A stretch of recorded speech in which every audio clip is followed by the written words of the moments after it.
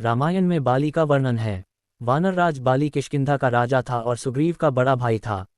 बाली को वरदान प्राप्त था कि उसके सामने जो भी यज्ञ के लिए आएगा उसका आधा बल बाली को प्राप्त हो जाएगा।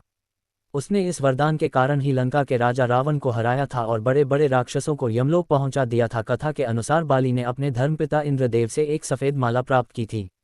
साथ ही उसने अपनी तपस्या से ब्रह्मदेव को प्रसन्न कर दिया था।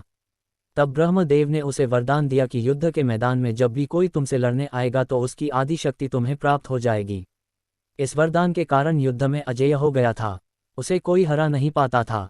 दुश्मन की आदि शक्ति पाकर वह और भी शक्तिशाली हो जाता था। एक बार बाली अपने बल के घमंड में चूर होकर जंगल में जाकर पेड़ पौधों को उखाड़ने लगा और जोर जोर से चिल्लाने लगा। वहां हनुमान जी प्रभु राम की साधना में लीन थे। बाली के इस हरकत से उनकी साधना भंग हो रही थी। वे बाली के पास गए और ऐसा न करने को कहा। वह अपने बल के घमंड में हनुमान जी को युद्ध के लिए ललकारा। हनुमान जी ने उसे अनदेखा कर दिया, लेकिन बाली ने प्रभु राम का नाम लेकर उनको युद्ध के लिए ललकारा। तब हनुमान जी ने उसकी चुनौती स्वीकार कर ली। युद्ध का दिन तय हो गया। युद्ध से पूर्व हनुमान जी के पास ब्रह्मदेव प्रकट हुए। उन्होंने कहा कि आप रुद्रावतार हैं, आप में अपार शक्ति है।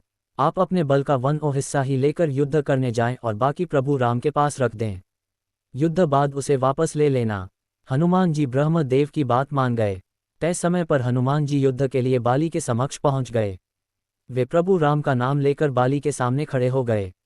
वरदान के अनुसार बाली के शरीर में हनुमान जी की शक्ति प्रवेश करने लगी। पहले बाली बहुत खुश हुआ क्योंकि उसके अंदर शक्ति बढ़ने लगी थी। कुछ समय बाद उसे महसूस होने लगा कि उसके शरीर में क्षमता से अधिक शक्ति आ गई है और वह लगातार बढ़ रही है।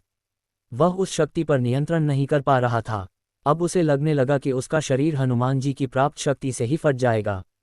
तभी ब्रह्मदेव प्रकट हुए और बाली से बोले कि तुम हनुमान से युद्ध करना चाहते थे। हनुमान रुद्रावतार और अतुलित बलशाली हैं। उनके पास अपार बल है जिसकी कोई सीमा नहीं है, जिसे तुम नहीं संभाल सकते। वे तो अपनी शक्ति का 1 हिस्सा लेकर ही आए हैं और तुम उस शक्ति का अभी आधा हिस्सा भी नहीं संभाल पा रहे हो। यदि वे पूरी शक्ति के साथ तुम्हारे पास आते तो तुम्हारा क्या होता। इस तरह से बाली बिना युद्ध किए ही हनुमान जी की शक्ति से परिचित हो गया।